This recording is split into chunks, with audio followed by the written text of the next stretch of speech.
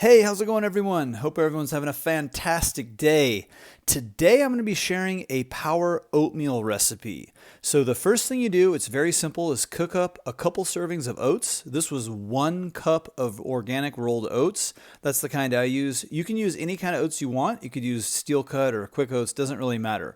But get yourself a couple servings of oats. I added in a serving of walnuts, which is about 1/4 cup. I had 2 bananas that I sliced up.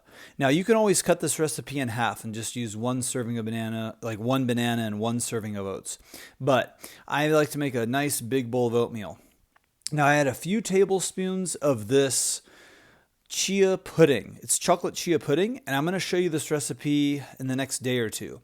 But it's really delicious to put in the oatmeal. And then I had some wild blueberries. They were frozen. So I put maybe a cup of the wild blueberries in there, and there is the oatmeal. Now you can add on some plant milk. So for this one, I put on maybe 1/4 cup of almond milk as well. Super delicious. There it is. You just mix that up and enjoy. Great meal to have on a plant-based diet. Also, make sure to check out my plant-based recipe ebook. It's in the description box, the link, and you can check out some of my favorite recipes I make on a regular basis to stay fit and healthy.